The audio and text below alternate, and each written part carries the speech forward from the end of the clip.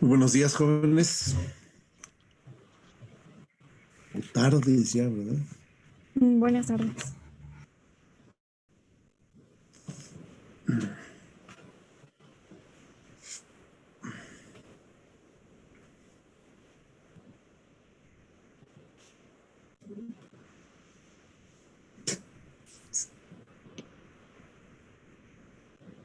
¿Qué te pasa?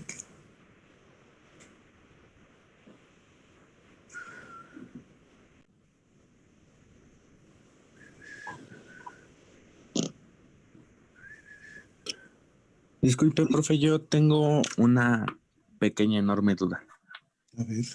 Es referente a si el miércoles vamos a tener clase o nos van a dar en día, porque pues unos profesores a mí me dijeron que es día no laboral, pero pues a otros me están diciendo que sí.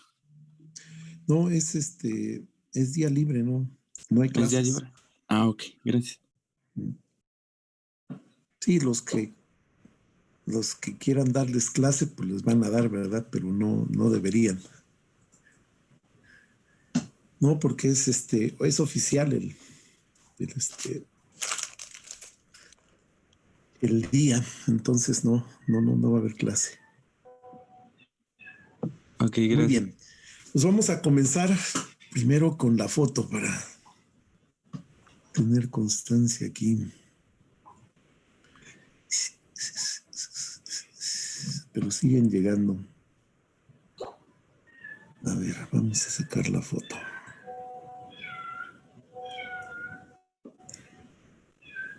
Sonrían.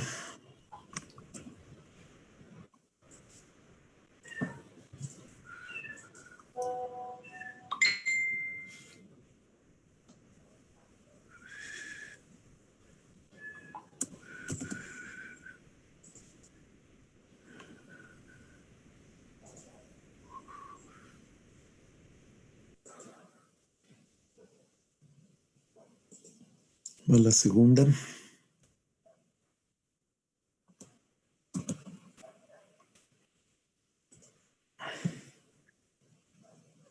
Disculpe, ingeniero. Dígame. Estoy teniendo problemas con mi computadora, pero parece que ya lo solucioné, por eso no he prendido la cámara. ¿Quién eres? Enrique Montiel. Ok. Sí, está bien.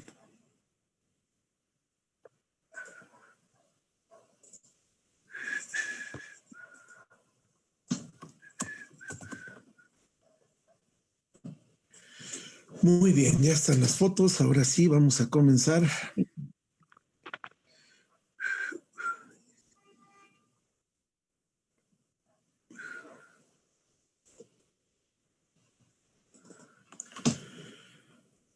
Bueno, parte de lo que vamos a ver es la tarea que les dejé para el día de mañana. Entonces, pues solamente la vamos a darle una repasadita para cerciorarme de que ya más o menos tienen los conceptos y si hubiera alguna duda, pues nos detenemos.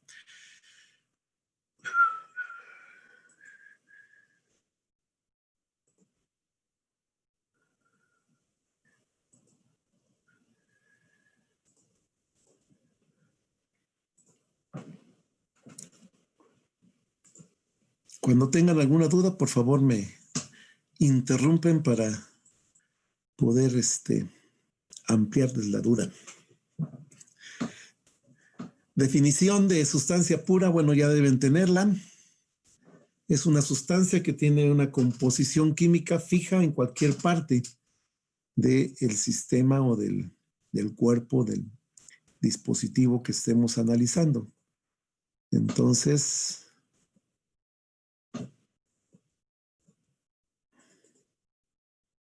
permítame tantito. Ya está.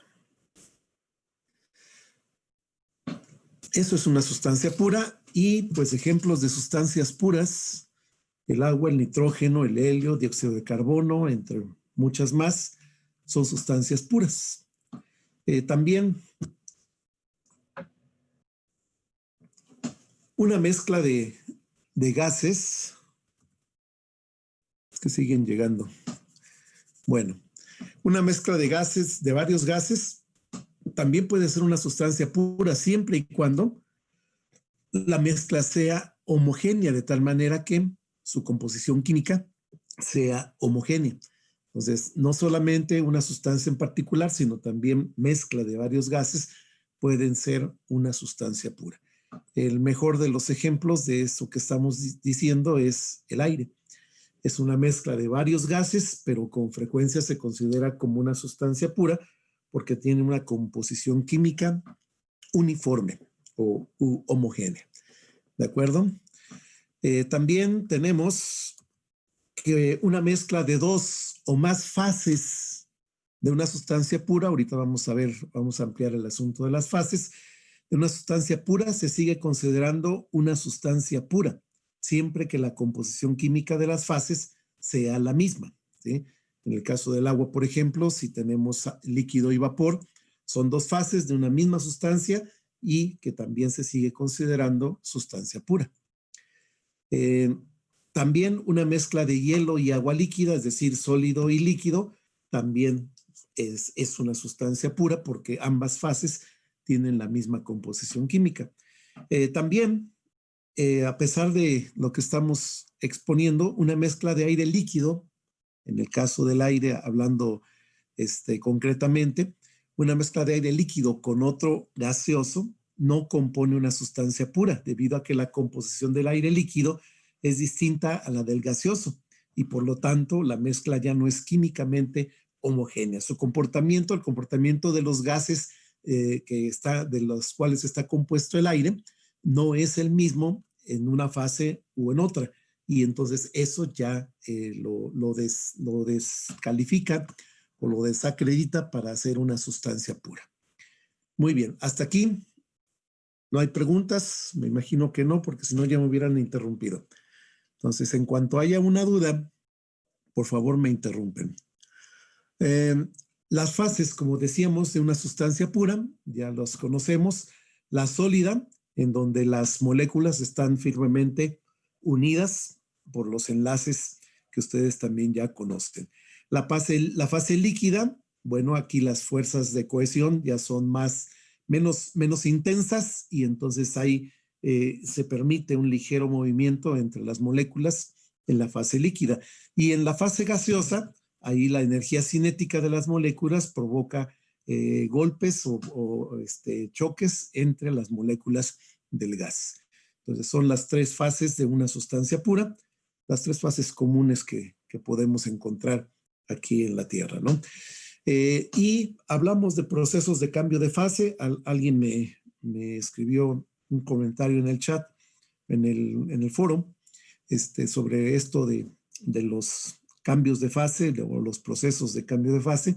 Son procesos termodinámicos, procesos de una sustancia pura, cambios de fase, procesos de cambio de fase en una sustancia pura, que son los que vamos a ver, ¿no? Para ver este concepto de los procesos de cambio de fase en una sustancia pura, tenemos que definir qué son las condiciones de saturación. Y entonces decimos que en toda sustancia pura es la condición a la cual esta cambia de fase. Entonces, eso es una condición de saturación. Es decir, la sustancia está saturada cuando está en la posibilidad o en las condiciones necesarias para cambiar de fase. Por ejemplo, cuando el agua está a punto de hervir, está a punto de cambiar de fase y entonces eso es una condición de saturación. En el momento en que existe ya un cambio de fase, deja de existir, bueno, depende de la fase que estemos considerando, pero en sí, desde que empieza la ebullición hasta que termina la ebullición, eso se llama también condiciones de saturación. Entonces, en tanto dura el proceso, por ejemplo, hablando concretamente de la fase líquida a la fase vapor, que es la evaporación, todo eso también se considera como condiciones de saturación. A una presión determinada, y esto es importantísimo que ustedes lo tengan muy claro y que lo memoricen y lo comprendan ante todo, ¿no? a una presión determinada le corresponde una y solo una temperatura de saturación. Por ejemplo, hablemos de una taza de café o de una cubeta de agua que esté a una temperatura dada, ¿sí? A esa temperatura de esa sustancia pura que es el agua que estamos considerando, tenemos nada más una presión de saturación, ¿sí? Y entonces también tenemos que entender que eso significa que el agua, por ejemplo, a nivel del mar, ¿cuál es la presión a nivel del mar? Escriban o contesten de viva voz. ¿Una atmósfera? Una atmósfera en sus diferentes unidades, ¿verdad? Es una atmósfera. Entonces, a una atmósfera de presión, ¿cuál es la temperatura de ebullición del agua? 100 grados centígrados. 100 centígrados, ¿no? 100, bueno, en el libro maneja 99.97, pero digo, en términos generales, 100 grados centígrados. ¿Qué significa eso? Que estando al nivel del mar, a una presión de una atmósfera, el agua va a hervir o va a cambiar de fase, de líquida a vapor, cuando llegue el sistema a 100 grados centígrados, ¿sí? Eso es la temperatura de saturación. Y entonces, a una presión determinada le corresponde una y solo una temperatura de saturación. Más adelante vamos a regresar a este ejemplo para confirmar lo que vamos diciendo. Profe. También a una temperatura dada, es decir, al revés, le corresponde una y solo una presión de saturación. Entonces, dependiendo cuál es la propiedad que nosotros conozcamos, si presión o temperatura, podemos decirlo de esta manera. Si yo tengo una presión de una atmósfera, le va a corresponder una y solo una temperatura de saturación. Si yo tengo una temperatura de una sustancia, de un sistema, que equivalga, por ejemplo, a 100 grados centígrados, también le va a corresponder una y solo una presión de saturación, ¿sí? Entonces, eso es una relación directa e invariable, ¿sí? No podemos tener para una temperatura dos o más presiones de saturación. Le corresponde una solamente, ¿sí? Eso es importante para poder entrar también a las tablas, ¿no?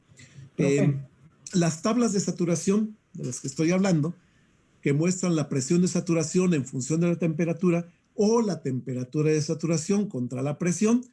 Hay dos tablas de saturación, una de presión y una de temperatura.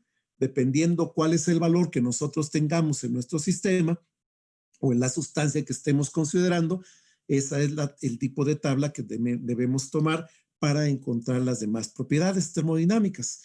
Y estas tablas están disponibles prácticamente para todas las sustancias puras. Nosotros vamos a trabajar mayormente con refrigerantes a lo mejor y con el agua, ¿no? Y hablemos ahora de cambios de fase. Solidificación, evaporación o ebullición, condensación y sublimación. Solidificación es cuando pasamos de líquido a sólido, evaporación de líquido a vapor, condensación de vapor a líquido y sublimación, ¿cuál es? De sólido a vapor sin pasar por el Sin pasar por líquido. la fase líquida, ¿verdad? Muy bien. Esas son las fases, los cambios de fase. Y bueno, hablando de la energía que necesitamos para pasar o cambiar de fase a una sustancia pura, para fundir un sólido, por ejemplo, o vaporizar un líquido, se requiere una gran cantidad de energía. Y se llama calor latente a la energía absorbida o liberada durante el proceso de cambio de fase. ¿De acuerdo? Entonces, el calor latente es la energía que yo necesito, ya sea absorber o liberar durante un proceso para lograr el cambio de fase. Desde el primer momento que empieza el cambio de fase hasta que concluye ese mismo cambio de fase, toda esa energía que requiero se llama calor latente. Bueno, esos son conceptos que ya de alguna forma también ya conocíamos y que debieron también ya estar considerando para el trabajo que les encargué. Específicamente, la cantidad de energía absorbida durante la fusión se llama calor latente, que es, y también podemos decir que la cantidad de energía absorbida durante la fusión se llama calor latente de fusión y equivale a la cantidad de energía liberada durante la congelación. ¿De acuerdo? Muy bien. Entonces, regresamos. De modo similar, la cantidad de energía absorbida durante la evaporación se llama calor latente de evaporación, que es lo que decíamos hace un rato, y es equivalente a la energía liberada durante la condensación. Es equivalente, tanto en una dirección como en otra, el calor latente es el mismo. La energía requerida para ir de líquido a gas o para ir de gas a líquido es la misma. Nada más una se absorbe y la otra se rechaza, ¿no? Entonces, eso es lo que se puede tener en cuenta de esto. Y continuamos hablando ya de valores específicos. Las magnitudes de los calores latentes dependen de la temperatura a presión o presión en la que sucede el cambio de fase. Por ejemplo, a una atmósfera de presión, el calor latente de fusión del agua es de 333.7 kilojoules sobre kilogramo, mientras que el calor latente de evaporación para el agua es de 2.256.5 kilojoules sobre kilogramo. Pero esto es a una atmósfera de presión. Cambia la presión, cambia también el calor latente, la energía necesaria para el cambio de fase. Durante este proceso que hablamos de cambio de fase, resulta obvio que la presión y la temperatura son propiedades dependientes, es decir, una de otra, y que hay una relación definida entre ellas, es decir, la temperatura de saturación es una función de la presión de saturación y viceversa. Si nosotros graficamos esta función, se le llama la curva de saturación, ¿sí? Y aquí empezamos con los diagramas, ¿no? Una curva de esta clase es característica de todas las sustancias puras. Todas las sustancias puras tienen su curva característica, su curva de saturación, ¿sí? Es decir, cómo se comporta en cuanto a los cambios de fase de esa sustancia pura. ¿Hasta aquí alguna pregunta, jóvenes? Bueno, si no hay preguntas, continuamos. Y vamos a ver la curva de saturación del agua. Aquí la tenemos y, como podemos observar, tenemos a la presión como una función de la temperatura. Y entonces aquí podemos tener para el agua, por ejemplo, a 100 grados centígrados le correspondería más o menos el valor que nosotros ya conocemos, que es de 101.325 kilopascales, ¿sí? Y así, para cada temperatura le corresponde una presión de saturación. Y lo mismo, para cada presión de saturación, por ejemplo, a 400 kilopascales, la temperatura de saturación para el agua sería aproximadamente de 134, 140 y algo grados centígrados. Eso significa que a 400 kilopascales el agua hierve a 134, 140 grados centígrados, ¿sí? Y así nosotros podemos ver esta curva de saturación. Bueno, esta curva de saturación es la que nos permite entender primero y también graficar los procesos de cambios de fase o en general de una sustancia pura, ¿sí? Así que esta es muy importante, la curva de saturación. Y aquí también tenemos que la presión atmosférica, tanto la presión atmosférica como la temperatura de saturación del agua dependen de la altitud, ¿sí? Por ejemplo, para una altura de 1000 metros sobre el nivel del mar, tendríamos una presión atmosférica de 89.55 y una temperatura de ebullición de 96.5, ¿sí? Y entonces esa sería la correspondencia entre la presión de saturación y la temperatura de saturación, dependiendo de la altitud. Entonces, mientras más alto esté el punto en el que nosotros estemos considerando algún proceso, pues menor será la presión atmosférica y menor será la temperatura de ebullición o de saturación.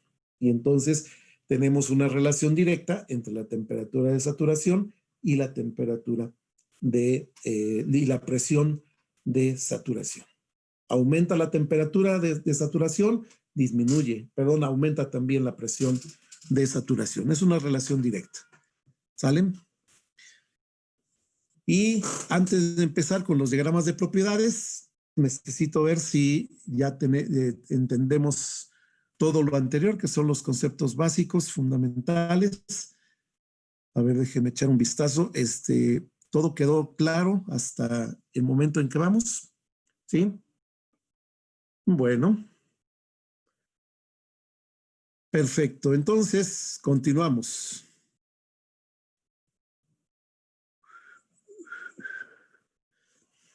Pasamos a los diagramas de propiedades, que es parte del trabajo también que les encargué.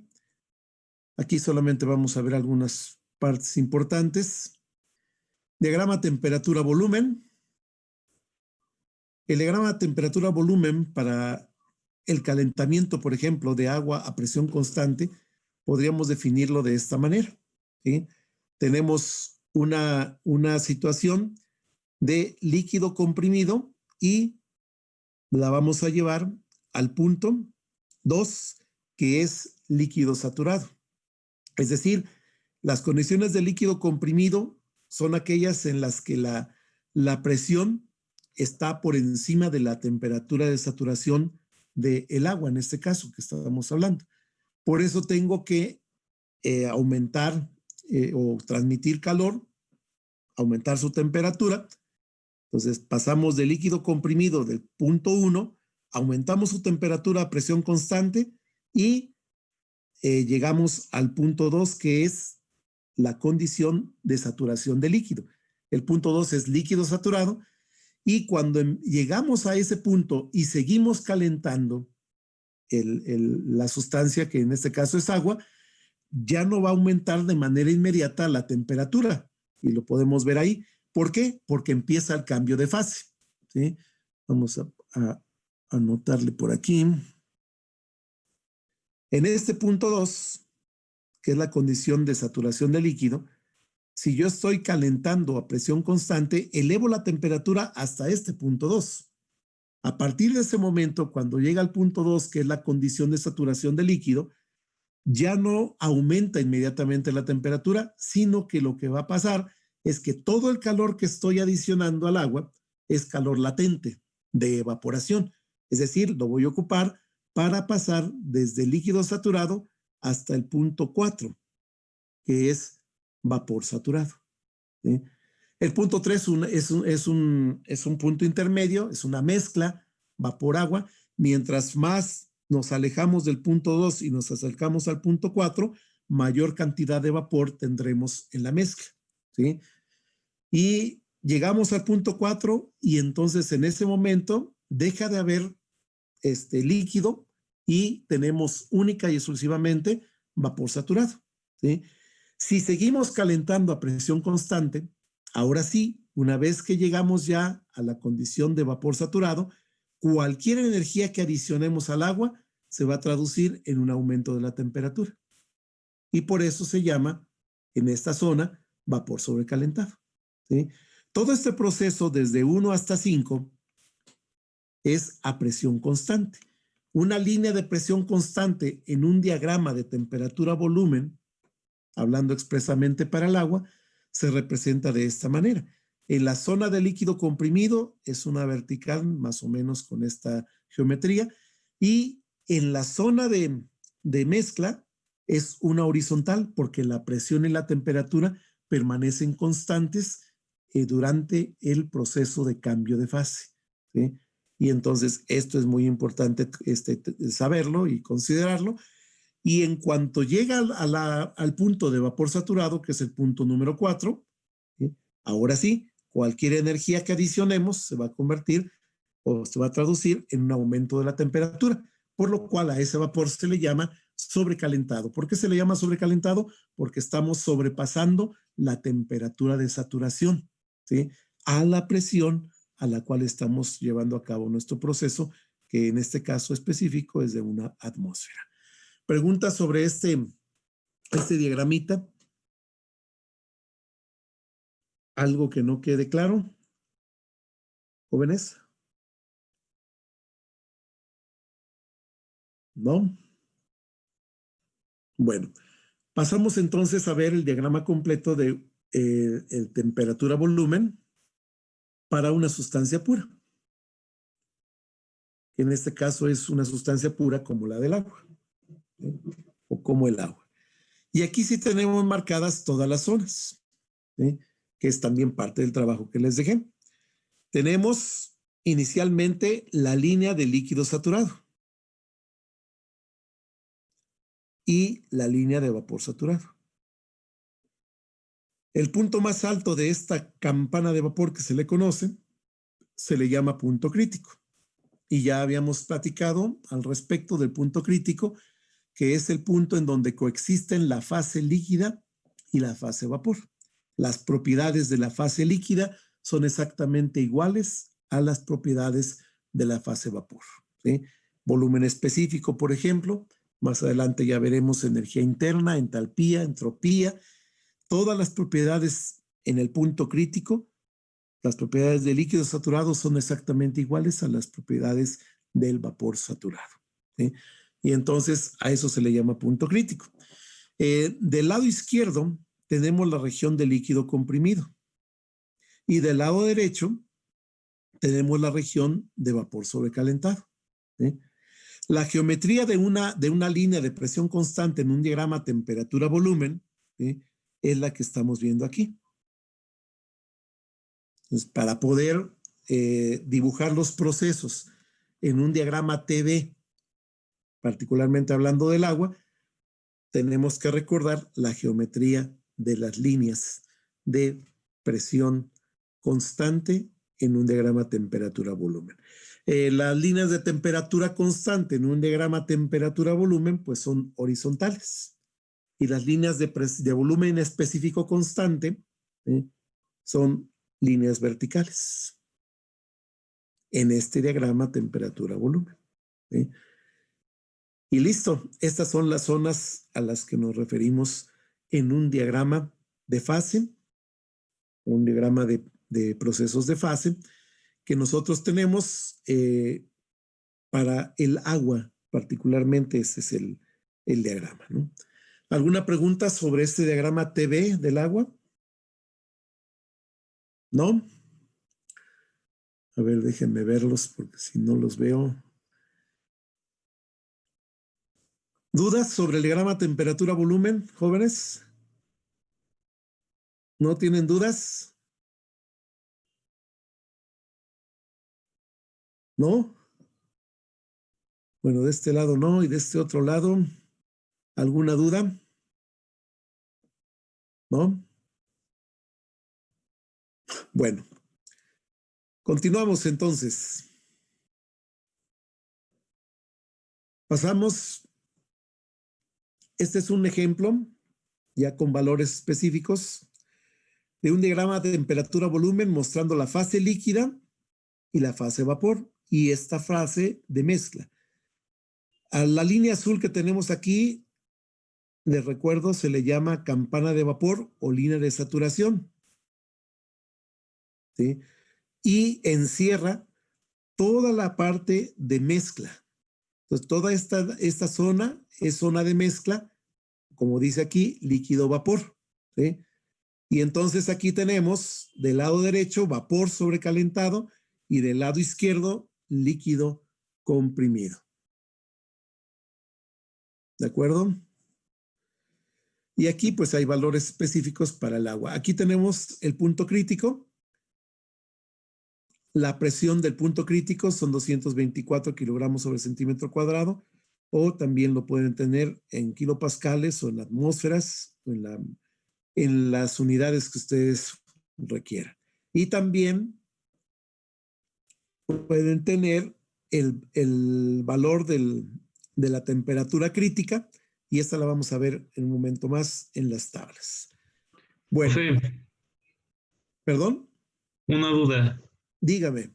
Ahí en el diagrama que nos está mostrando, ¿qué pasa con la línea Q que no pasa por la mezcla de... Sí, la zona de mezcla. A estas zonas que rebasan la temperatura crítica se le llama zona supercrítica, ¿sí? Y es vapor. A partir de este punto, el líquido deja de existir y entonces tenemos ya solo vapor. En este caso, vapor supercrítico, ¿sí? La referencia de supercrítico quiere decir que ha superado la temperatura del punto crítico, ¿sí? Entonces, eso es lo que sucede con la línea Q. ¿Sí? ¿Queda claro? Ok, gracias. Pues nada. ¿Algo más, jóvenes? Ahorita vemos las líneas de acá abajo, en otro diagrama, ¿sí?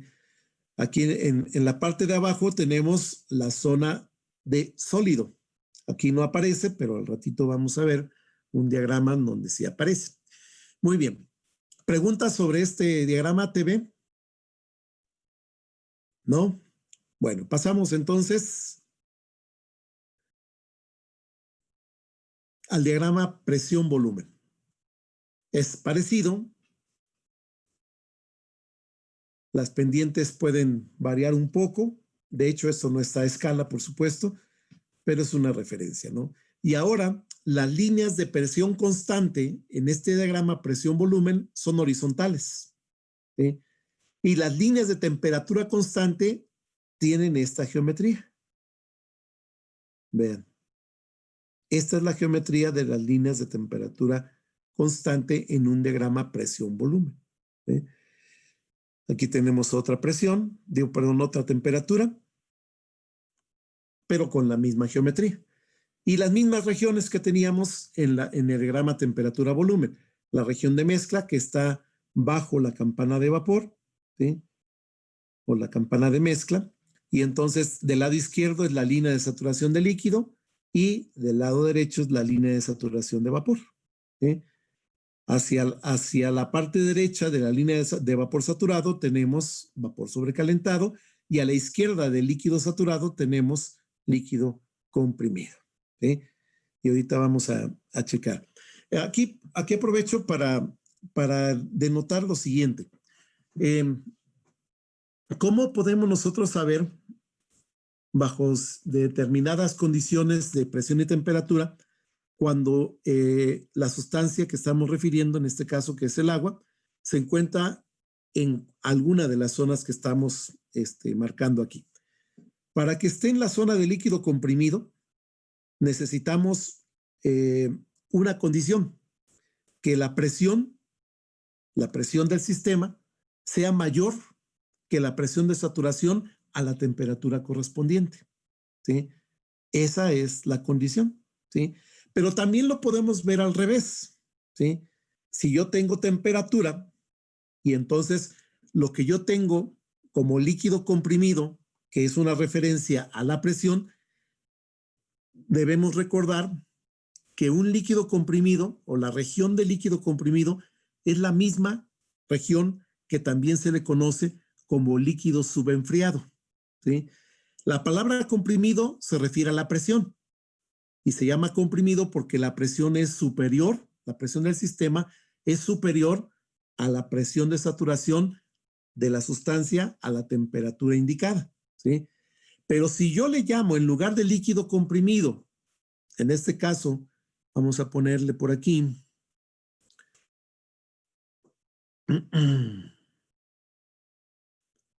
Vamos a ponerle líquido subenfriado.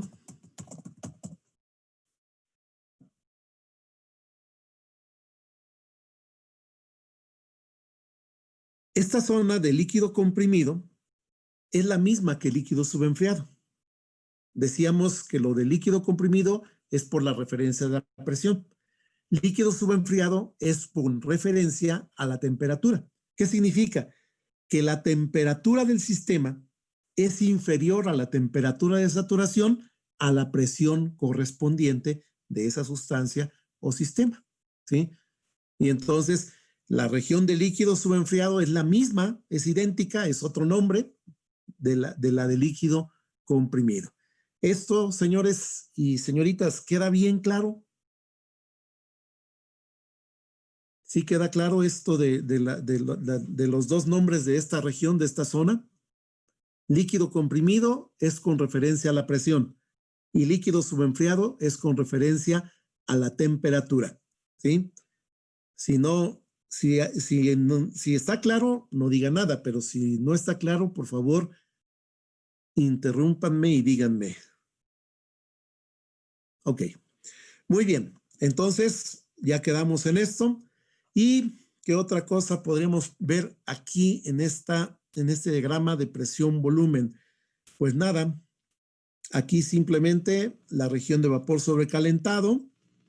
Profe, Dígame, a mí hay una cosa que no me queda muy clara. dime.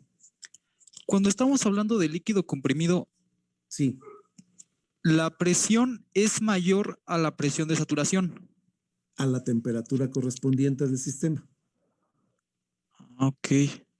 Sí, vamos a hablar, por ejemplo, en términos claros. Si yo tengo una temperatura de 100 grados centígrados, ¿cuál es la presión de saturación a 100 grados centígrados? 101.325 kilopascales. ¿Sí? Esa sería la presión de saturación. Si yo tengo en una situación particular una presión a 100 grados centígrados de la sustancia, del agua que estoy considerando, una presión de ese sistema mayor de 101 kilopascales, estoy en la zona de líquido comprimido. ¿Sí? Ahora vamos al revés. Si yo tengo un sistema a una presión de una atmósfera o 101 kilopascales, ¿sí? Y si yo veo que la temperatura de saturación a esa presión es de 100 grados centígrados y yo tengo un sistema a una presión de 101 kilopascales, pero a una temperatura, por ejemplo, de 59 grados centígrados, ¿sí? Entiendo que la temperatura de saturación, perdón, la temperatura del sistema es menor que la temperatura de saturación a 101 kilopascales. Por lo tanto, estoy en la zona de líquido subenfriado, ¿sí? Y que es la misma zona que el líquido comprimido. La diferencia solamente es, si la referencia es temperatura, se llama líquido subenfriado. Y si la referencia es la presión, se llama líquido comprimido. No sé si quedó claro o tienes alguna otra duda.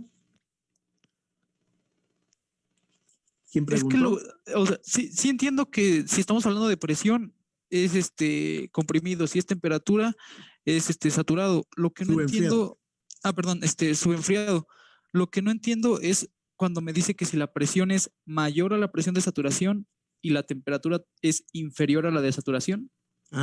Es que tienes que tener la referencia de si tú tienes una sustancia a 100 grados centígrados, la referencia inmediata es la presión de saturación, que son de 101 kilopascales, ¿sí?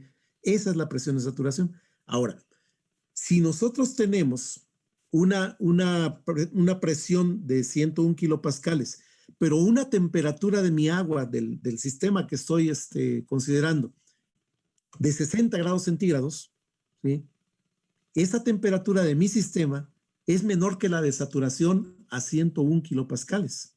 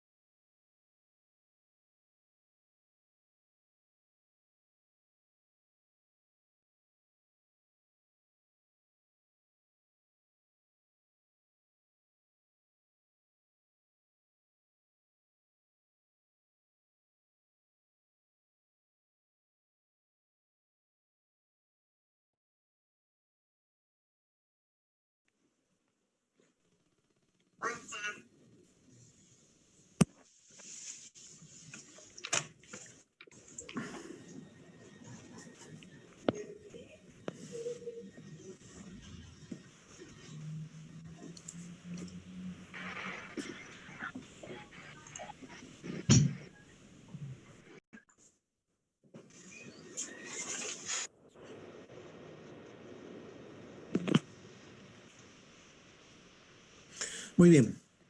Estábamos con Mauricio, ¿verdad? Ya estás de regreso. La libreta y después esté pegando.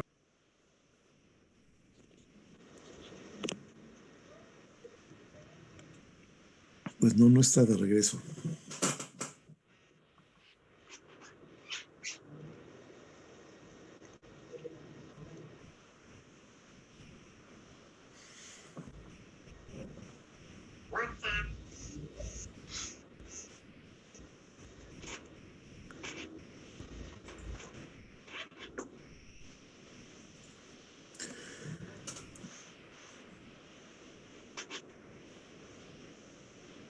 Muy bien. Pues ahorita que regrese nos va a preguntar.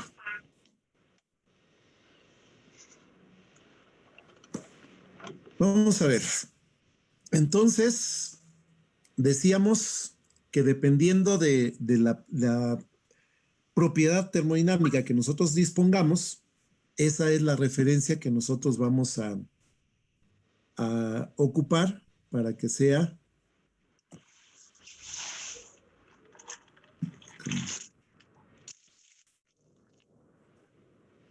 a ver. Se fue.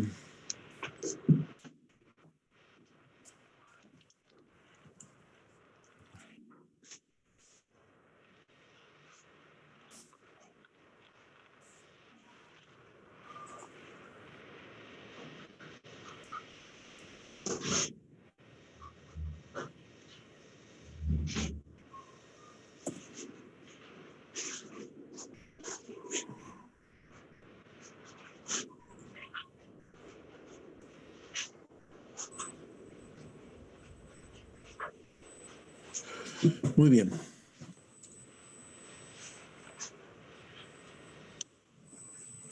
Muy bien. ¿Quién estaba platicando? ¿Jesús Mauricio?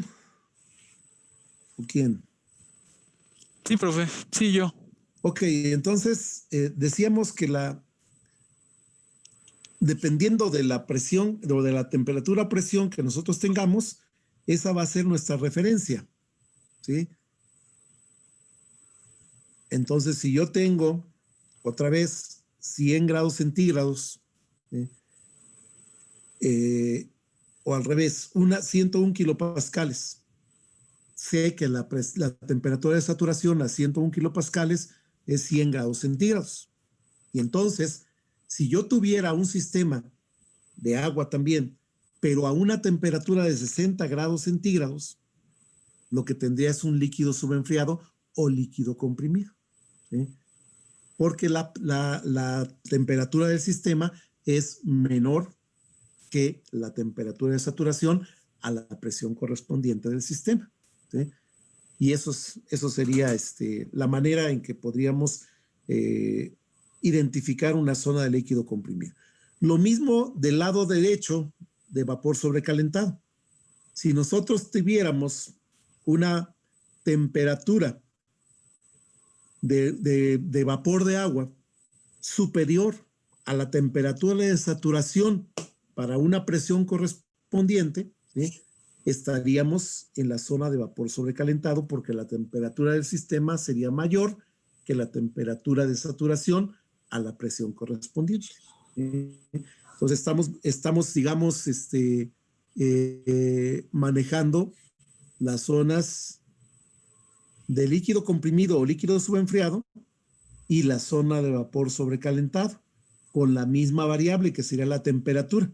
Temperatura sería líquido subenfriado acá y vapor sobrecalentado del lado de acá, ¿sí? Entonces, esa es la única situación que debemos siempre recordar. Ahorita que manejemos las tablas, va a ser un poco más claro esto que les estoy platicando, ¿no? Bueno, vamos a continuar. El diagrama PV, que incluye la fase sólida, hay dos, cuando hablamos de sólidos, hay sólidos que se contraen al congelarse y hay sólidos que se expanden al congelarse, ¿sí? El agua, ¿cuál de estas dos sustancias correspondería?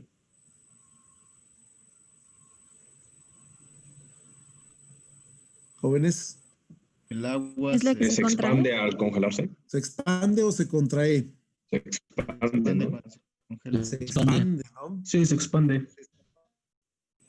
Este es el diagrama con la zona de sólido, ¿sí? O sea, es el mismo que estábamos viendo en la diapositiva anterior, nada más que ahora ya incluyo la zona de sólido, ¿sí? Entonces, esta parte es una coexistencia de sólido-vapor y aquí hay una línea triple, ¿sí? La línea del punto triple es donde coexisten las tres fases también, sólido, vapor y líquido, ¿sí? Y entonces, de esa manera, nosotros podemos identificar rápidamente la línea del punto triple, que además ya está establecida y la tenemos en tablas para la mayoría de las sustancias más comunes, ¿no? De hecho, el agua es una sustancia muy, muy particular. Es una de las pocas, entre algunos otros metales, que se expanden al congelarse. La gran mayoría de las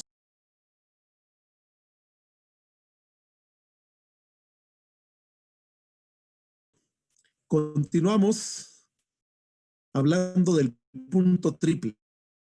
Y aquí en un diagrama de presión-temperatura, es decir, en dos dimensiones, podemos representar el punto triple como la unión de la línea de sublimación, la línea de vaporización y la línea de fusión, ¿sí?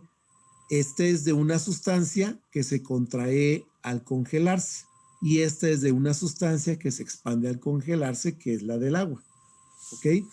Entonces, en el punto de unión entre la línea de fusión, la línea de vaporización y la línea de sublimación en un diagrama presión-temperatura, se llama punto triple. ¿De acuerdo? Y coexisten las tres fases, vapor, líquido, sólido. ¿Alguna pregunta sobre este punto triple? Y aquí están algunos valores de las propiedades del punto triple. Para el agua, por ejemplo, 273.16 Kelvin y 0.61 kilopascales, ¿sí? Esas son las condiciones del punto triple, hablando de presión y temperatura. Muy bien, y aquí tenemos superficies, presión, volumen, temperatura de una sustancia que se expande al congelarse, que es la del agua, ¿no? Esta es la representación en una superficie o diagrama PVT del agua. Y ahí, si ustedes ven aquí, esta parte, líquido, gas, sólido, con la correspondiente línea de solidificación o de fusión, ¿sí? Esta es la que estábamos viendo en el diagrama, por ejemplo, de presión-volumen, ¿sí? Y si lo proyectamos hacia la parte de la temperatura, tendríamos volumen-temperatura, el diagrama volumen-temperatura, y si lo proyectamos hacia el frente, a presión-volumen, tendríamos el diagrama de presión-volumen, ¿sí? Entonces, de este diagrama o superficies PVT, sacamos el diagrama presión-volumen, que es la proyección de esta superficie sobre el plano presión-volumen, ¿sí? Y el diagrama temperatura-volumen es la proyección de esta superficie sobre el plano temperatura-volumen. ¿Sí lo vemos? Y esto es particularmente para el agua. Para las demás sustancias aplica esta otra gráfica, ¿sí? De una sustancia que se contrae al congelarse. Lo único que cambia, si ustedes se dan cuenta, es que el volumen específico aumenta al expandirse, en este caso del agua, y para las otras sustancias disminuye, ¿sí? Esa es la única diferencia de los dos diagramas de superficies PVT. ¿Vale? Y listo. Ahora, déjenme sacar una foto y mientras vean si tienen alguna pregunta sobre lo que estamos considerando ahorita. Y sonríen.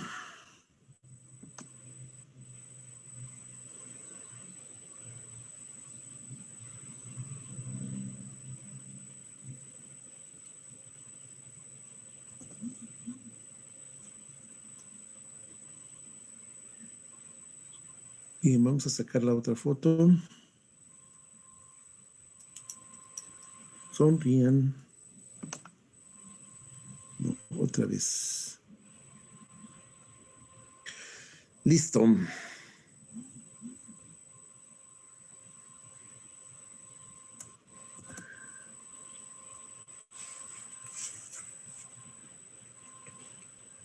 Muy bien, ya quedó. ¿Preguntas hasta aquí, jóvenes? Bueno, si no hay preguntas, entonces vamos. Vamos a ver.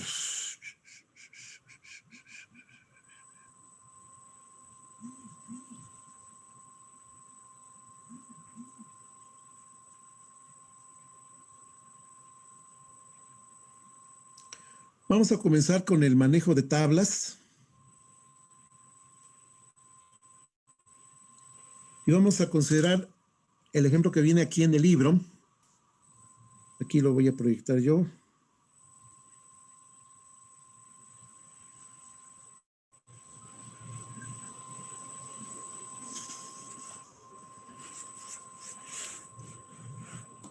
Y aquí ya vamos a hablar con valores específicos determinados para que podamos empezar a manejar las circunstancias, ¿no? Aquí tenemos una porción de las tablas de vapor, ¿sí? Las tablas de vapor las tienen ustedes disponibles en su libro de Sengel, en la parte de atrás, ahí vienen. Y la primera que vamos a manejar son las tablas de saturación,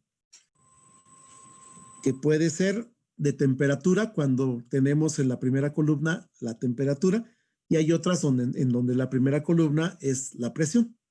La única diferencia es que tenemos valores cerrados a las unidades de 5 o 10 unidades en la temperatura y en el caso de cuando sea tabla de presión, pues lo mismo, pero para la presión, ¿sí? Y entonces obviamente lo que va a cambiar son los valores. Si entramos por temperatura, la presión es la que estaríamos buscando y si entramos por presión, estaríamos buscando la temperatura de saturación. Entonces, por ejemplo, podemos observar que a 90 grados centígrados, la presión de saturación equivale a 70.183 kilopascales, ¿sí? Y entonces, de esa manera, nosotros podemos encontrar rápidamente estos valores. Y Profe, si siguen en la tabla del libro, pues lo que tendríamos acá sería 100 o 97.99. Bueno, a 100 son 101.325 aproximadamente kilopascales la presión de saturación. Y aquí lo que me interesa que revisemos es que a la derecha de estos valores de saturación, de temperatura y presión, tenemos disponibles varias propiedades termodinámicas, ¿sí? La primera de ellas que vamos a estar manejando es volumen específico. Y recuerden que el volumen específico es el inverso de la densidad. Entonces, realmente, tenemos esa parte. Saúl, ¿ibas a hablar? ¿Tienes algún comentario? Sí, profe, una disculpa, pero tengo una reunión de Zoom ahorita. No sé si haya problema que me salga. Ah, perdón, es que ya son casi las 2, ¿verdad? Sí, perdón, profe. Bueno, tenemos todavía 2 minutos. Va que va. Ok, entonces, como ya se va a acabar el tiempo, y algunos de ustedes, supongo que no es Saúl el único caso, Yael, ¿también es el mismo caso o es otra cosa? No, es una duda. A ver, ¿dudan? Y por ejemplo, en algún problema, si nos llegan a dar tanto presión como temperatura, No te escuché bien. ¿Otra vez? Si tengo en el problema que me dan temperatura y presión, para sacar BF y BG, bueno, en el caso de volumen específico, ¿qué tengo que ocupar? Lo primero que tengo que ver es en qué zona de las gráficas que estábamos viendo estamos. Por ejemplo, si tú tienes una temperatura de tu estado de 90 grados centígrados y tienes una presión vamos a pensar una presión de 200 kilopascales, ¿sí? ¿Cómo es la presión del sistema con respecto a la desaturación? Mayor, ¿no? Mayor, ¿no? Ajá. Mayor. Entonces, si la presión de saturación es mayor, perdón, si la presión del sistema es mayor que la de saturación a la temperatura correspondiente, lo que tenemos es vapor sobrecalentado, que es lo mismo que tendríamos si lo vemos al revés. A lo mejor es más fácil identificarlo así. Si yo tengo 200 kilopascales tengo 70 kilopascales, ¿sí? 70 kilopascales en un sistema, y la temperatura de ese sistema es de 150 grados centígrados, ¿sí? ¿Cómo es la temperatura del sistema con respecto a la desaturación? Mayor, ¿no? Mayor. Mayor. Y entonces, cuando eso pasa, es exactamente la misma situación del ejemplito anterior. La temperatura del sistema es mayor que la de saturación, por lo tanto, estamos en vapor sobrecalentado, ¿sí? Y entonces, ya no tenemos que buscar aquí en las propiedades de saturación de líquido y vapor, porque estoy en vapor sobrecalentado. Tengo que ir a tablas de vapor sobrecalentado, que también están disponibles ahí mismo en el libro, y buscar con presión y temperatura el punto en donde coincidan. Entran, por ejemplo, con presión, buscan la columna de presión, buscan la temperatura y hacen coincidir. Seguramente en algunos casos tienen que interpolar para poder encontrar la intersección de la presión y la temperatura, y en ese punto pueden encontrar ya el volumen específico del vapor sobrecalentado. Y más adelante vamos a ver volumen específico, energía interna, entalpía, entropía y esas propiedades, ¿no? Bueno, miren, el tiempo se acabó. Vamos a dejarles de tarea, así una tarea que no va a estar en la plataforma, pero nada más para que se ejerciten. Empiecen a buscar valores en las tablas, tanto de saturación, de líquido y vapor, por presión y temperatura, y también en la zona de vapor sobrecalentado. Empiecen a buscarle. Y para que puedan ustedes también hacer estos ejercicios, consulten el libro en los ejercicios, los ejercicios resueltos que están aquí en el libro. Desde el 1.1 en adelante, todos los resueltos que puedan mirar, resuélvanlos. Bueno, no resuelvan porque ya está resuelto. Nada más lo revisan, lo tratan de entender, y el viernes, pues ya vamos a hacer ejercicios con tablas de propiedades termodinámicas, ¿sí? Pero sí necesito que empiecen ya a empezarse a pelear, empiecen a pelearse ya con las tablas para que podamos comprenderlas, ¿no? Entonces, esa sería la tarea para el próximo viernes, que ustedes ya tengan alguna idea sobre cómo manejar las tablas. Y a lo demás, pues lo resolveríamos en la clase. ¿De acuerdo? Pues gracias. Si no ¿Serían ejercicios de qué? De manejo de tablas. Sí, estos ejercicios, lo que presenté está en el libro. Entonces, hay que buscar valores. Ustedes imagínense también así como se lo estaba planteando. Pónganse una situación de agua bajo presión y temperatura, y váyanlas visualizando en las tablas de vapor, ¿sí? Tanto de saturación como de vapor sobrecalentado, ¿sí? Entonces, lo que tienen que hacer nada más es cómo entrar a las tablas de vapor para que podamos hacerlo de manera un poco más sencilla el próximo viernes, que vamos a hacer ya algunos ejercicios que están propuestos en el libro, ¿sí? Pero sí necesito que empiecen a revisar sus tablas de vapor, ¿vale? Esa es la tarea, y no es una tarea para entregar, es para hacerla ustedes en su casa, ¿vale? Bueno, pues si no tienen alguna otra pregunta, jóvenes, ¿no? Bueno, Tienen 2 trabajos por entregar esta semana para que no lo pierdan de vista. Nos vemos el viernes. Hasta luego, profe. Muy bien. Hasta luego. Hasta luego.